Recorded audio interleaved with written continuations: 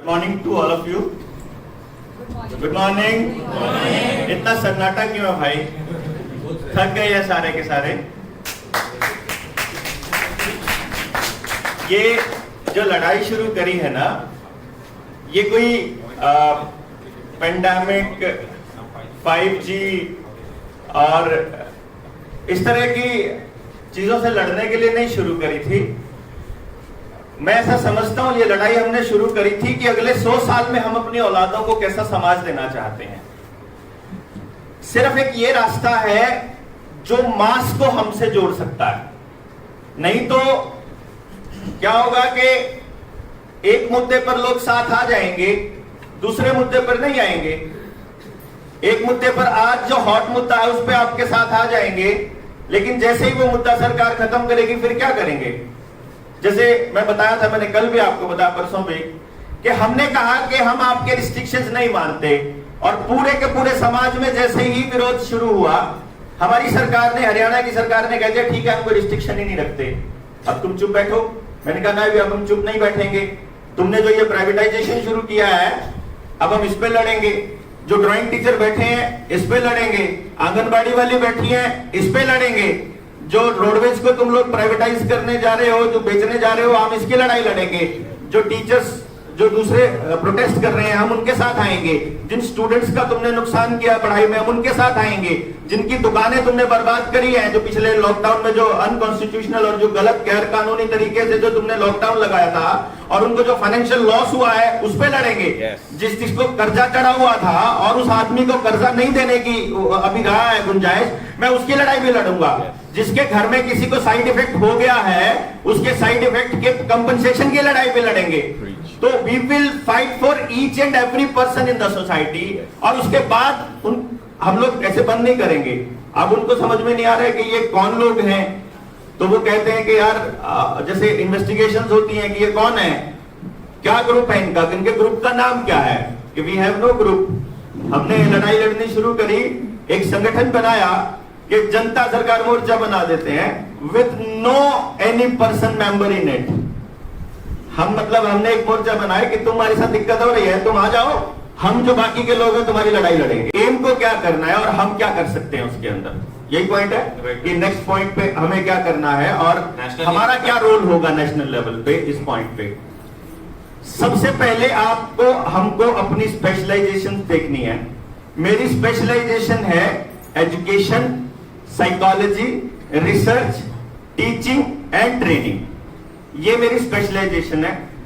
आप इस मुद्दे पर या किसी भी मुद्दे पर हमको कौन कौन टाइप पे लोग चाहिए, जैसे आईटी पे काम करने वाले लोग चाहिए, हमें बोलने वाले लोग भी चाहिए।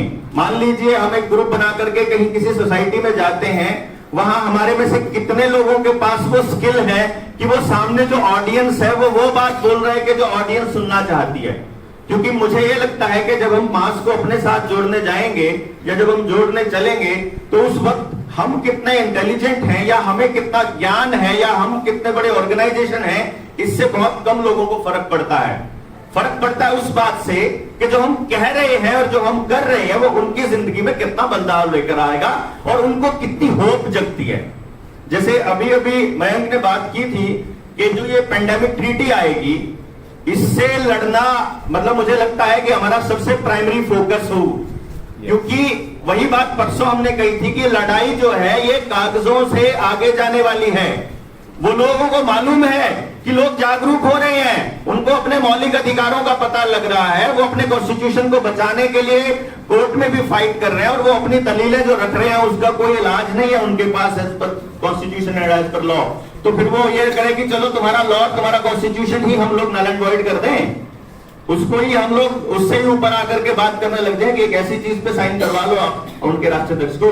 तो मतलब जो पहला जो स्टेप है वो मुझे लगता है कि मास के पास जाकर के उनको अपने साथ जोड़ना रहेगा।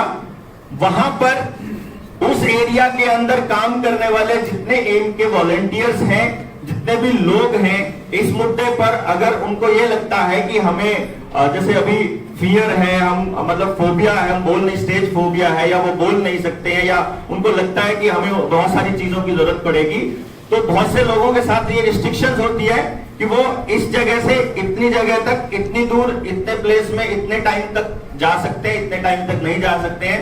वो रिस्ट्रिक्शंस मेरे साथ नहीं है। मैं फुल टाइम 24/7 कहीं भी ऑल ओवर इंडिया में ट्रेनिंग पार्ट हैंडल कर सकता हूं। This is my specialization. ये मैं मतलब एम के लिए कर सकता हूं।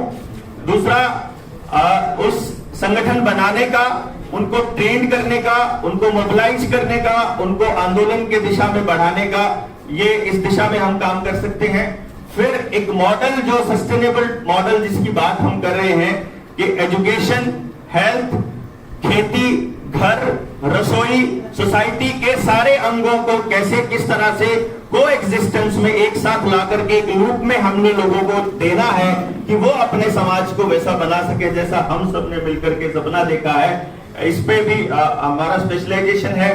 और जहां भी आप कहते हैं, जहां जरूरत पड़ेगी, जहां ड्यूटी लगती है इनकी तरफ से, हम लोग फुल्ली डिवोटेड हैं।